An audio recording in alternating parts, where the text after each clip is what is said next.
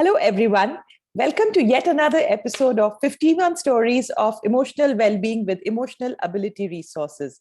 Today, I have with me Rohin Bhatt, a young queer lawyer who has a very interesting take to life and who has done his bit to champion the cause of queer laws. Apart from that, he's currently a student at Harvard Medical School and is studying bioethics. So, welcome to my show, Rohin. Thank you for having me. So tell me something which you feel is very, very important in your journey. How has Rohin Bhatt become the Rohin Bhatt that we know of today? Well, so I think for me, it all started when I came out. After coming out, I think what was very important for me was to kind of seek help. I think what we are, especially as Indians, are told to do is bottle it all up. But I think for me, it all started up when I came out. I saw therapy, saw psychiatrists, got on medications for anxiety. I think that to me has been perhaps the most important step in my journey towards uh, my own emotional well-being.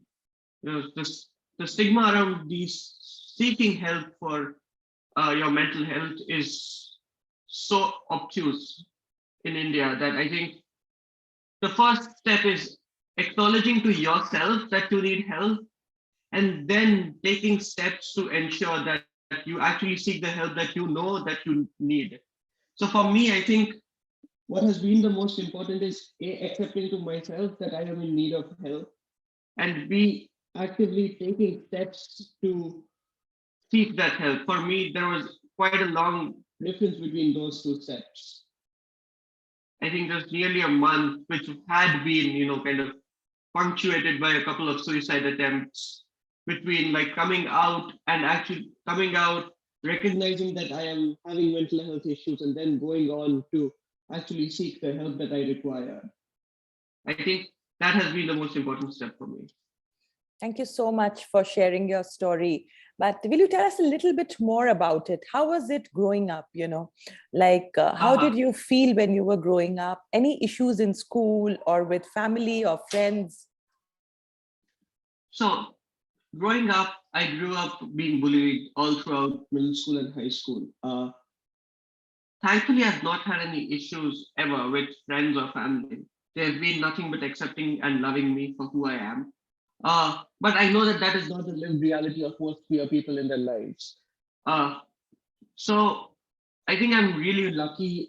Again, I also come from a position of immense caste and class privilege, so that I'm sure has factored in at some place, not only in how I go about my stuff, but what kind of resources I was uh, exposed to, the kind of psychiatric and psychological care that I receive today, the kind of education that I'm getting, the kind of uh, books that I read as a child, the kind of movies that I watched.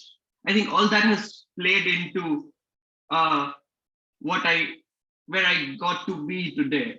Having said that, I think it is important that we address bullying as a public health crisis in India. I'm not sure if you know it, but a few months ago, a child died because of homophobic bullying in school in, I think, Noida. And I did write about it then that this is a public health crisis. Queer kids are getting bullied in school, left, right, and center. The schools have no ways to deal with it. Schools have their teachers have no idea how to deal with that. And I'm not saying that the teachers don't want to help their kids. I'm sure my teachers might have wanted to help me out because that I was bullying was an open fact. Getting bullied was an open fact. But did the teachers have those resources to help me deal not only with bullying, but help me deal with my own queerness? I'm not so sure. What happened was the national NCERT put out a manual for teacher training, and the National Commission for Protection of Child Rights stepped in and said, you can't be doing this. This goes against child rights. And they have blood on their hands. NCPC and its chairman have blood on their hands. And I say this because there are kids getting bullied in school every day. The teachers do not have tools to deal with it. What this manual sought to do was to uh, provide teachers with those tools to help kids deal with their own queerness, to make sure that not only are your school policies get more queer friendly, but also that you have, infrastructures like gender neutral bathrooms in school that could potentially help, kids who are gender non-conforming to address that. And I do tend to get political and impassioned about these things because I feel at its core, mental health is a political issue. As long as health and mental health are both political issues, and as long as we don't talk about the politics of mental health and in these conversations about emotional and mental well-being, I think we are going to be staying away of a very important social determinant of mental health. I think that's a very interesting take that you have for us today, that mental health and emotional well-being is a political issue. And when we explore deeply, we definitely realize that, because a lot of homophobia or any kind of stilted thinking or rigid thinking stems from lack of exposure, or there are a lot of other social determinants at play which we are not even aware of. It could be caste, it could be economic background, it could be cultural determinants, it could be hundreds of factors which are there. So tell me, how do you take care of your emotional well-being on a daily basis, and how do you deal with this politicization of an issue that affects you on a daily basis?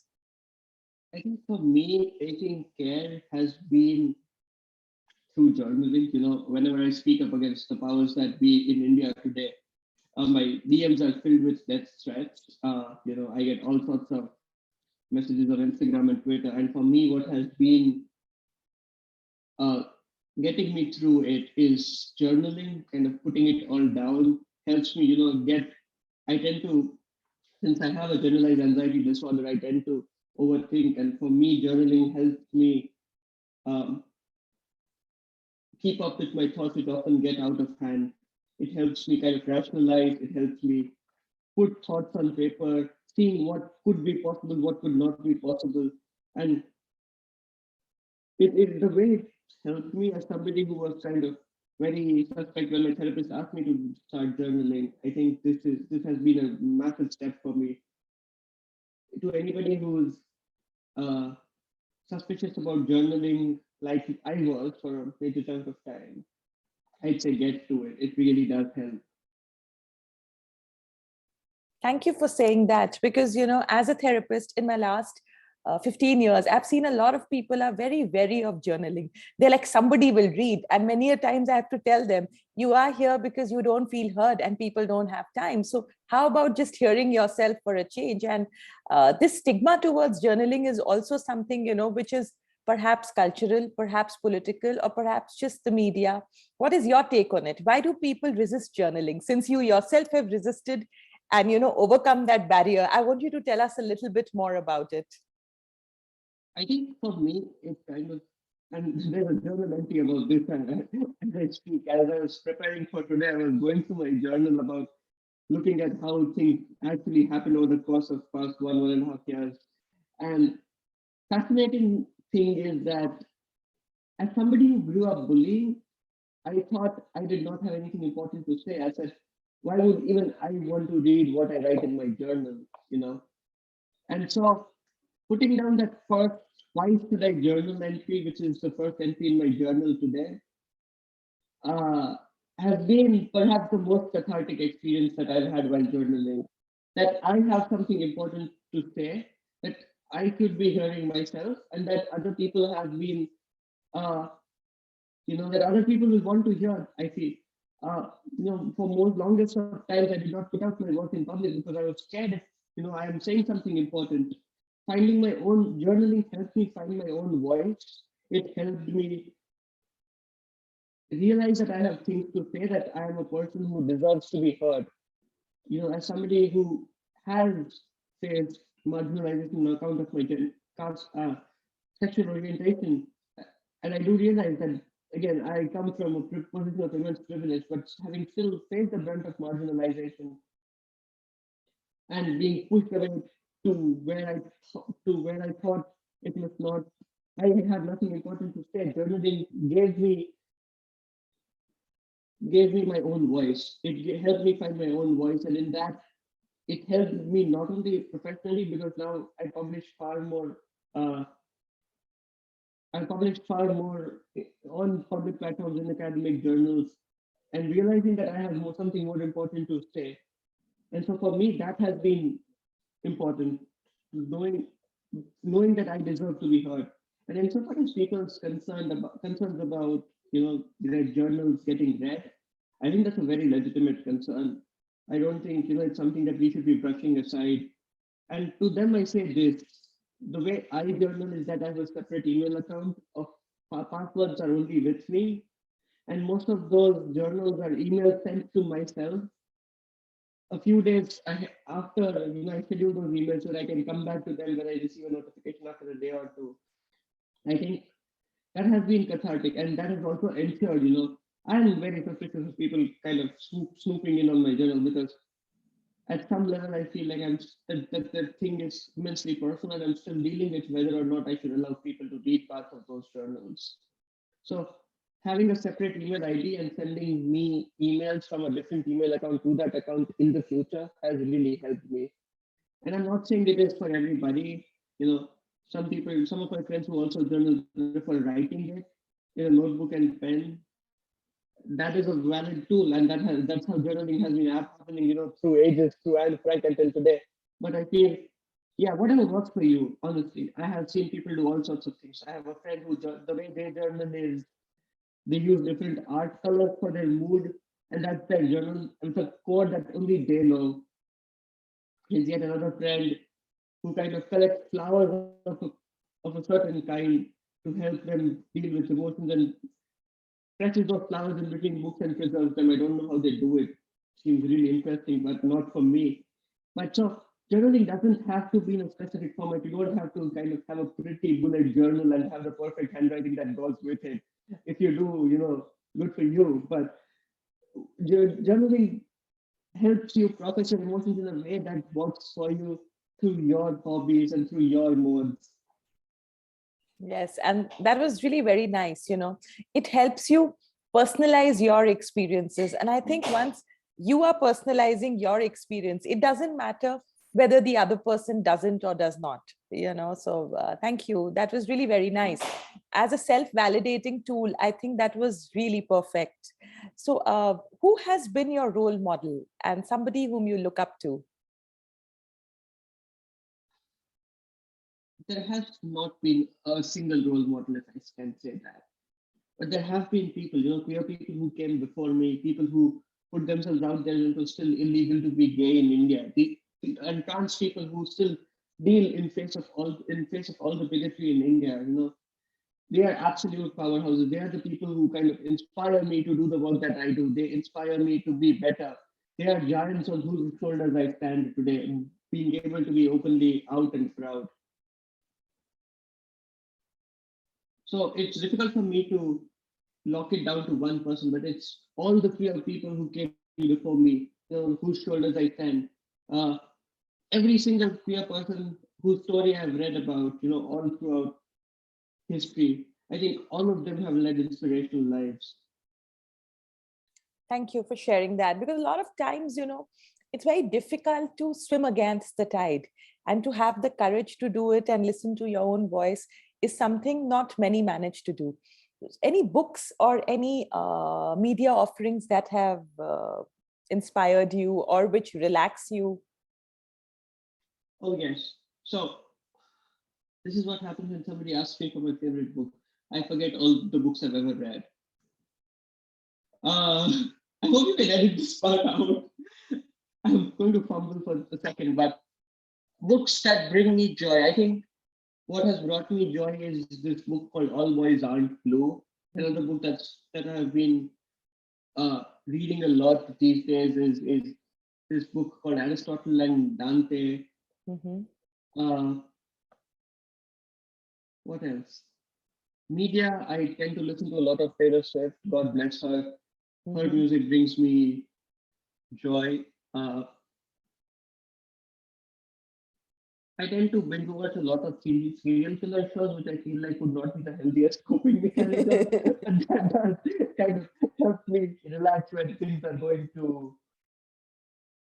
down the drain. Yeah, but that's so honest, and I feel we need to stop judging what another is doing. Not everybody needs to be intellectual. Not everybody needs to be socially correct or accepted. What's Right. important is you hear your own voice. So if you had one word to describe Rohin, which one would you pick up and why?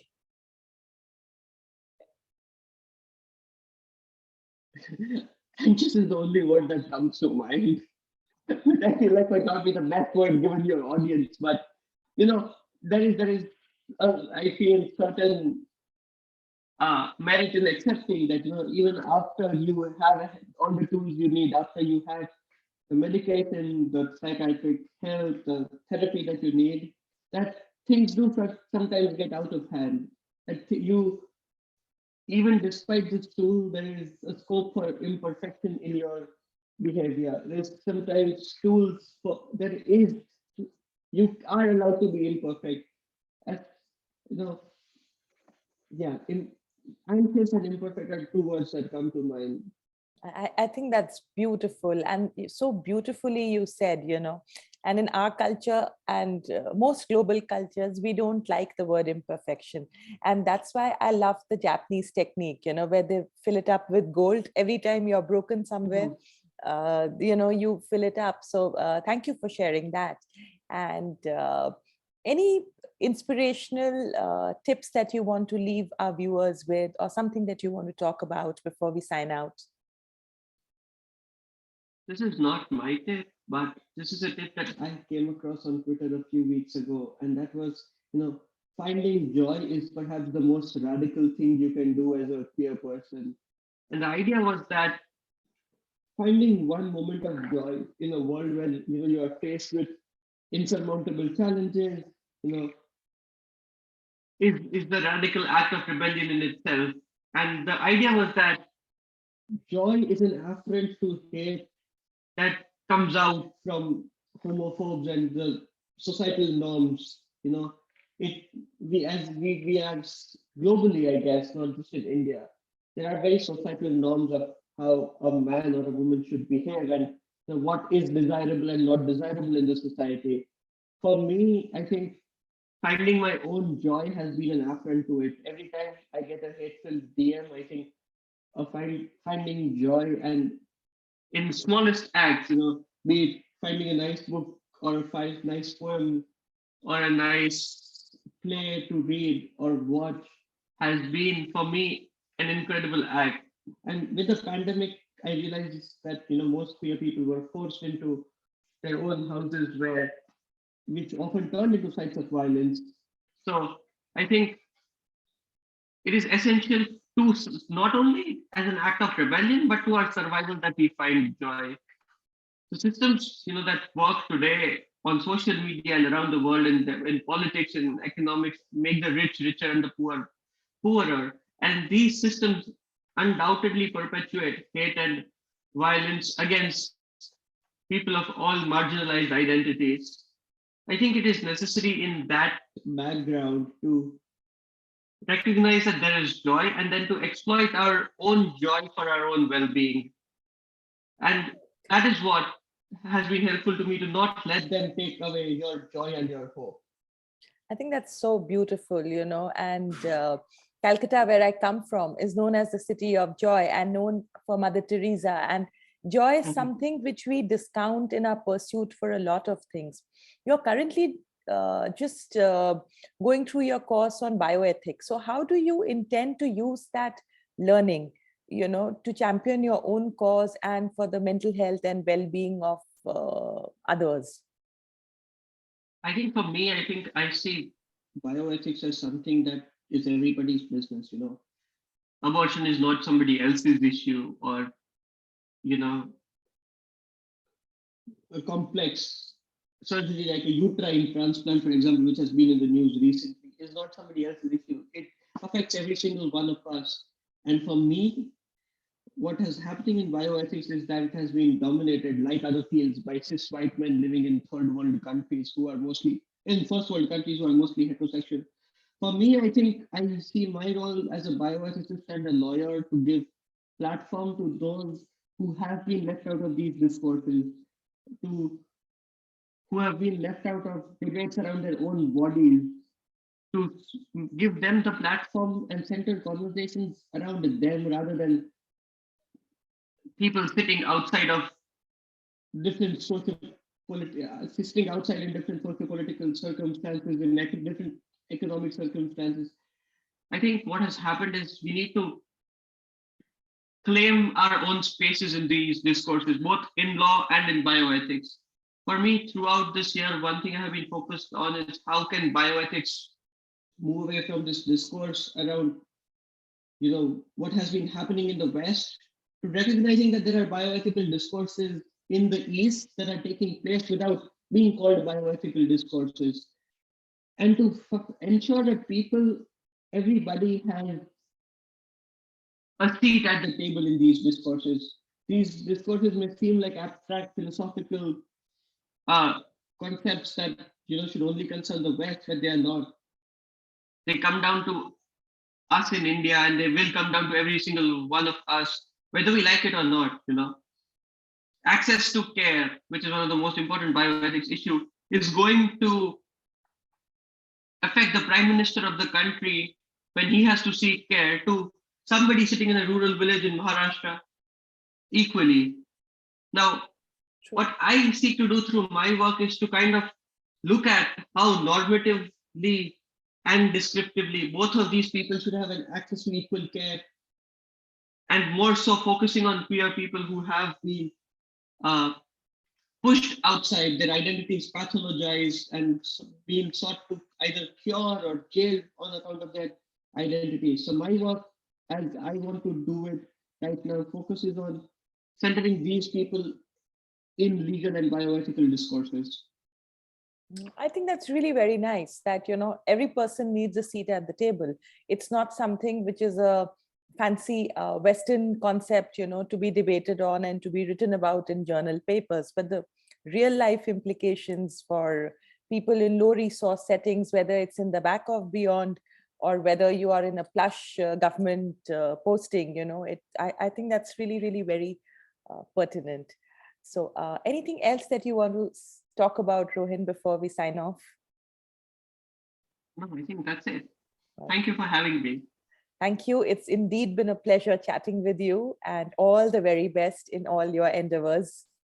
Thank you so much.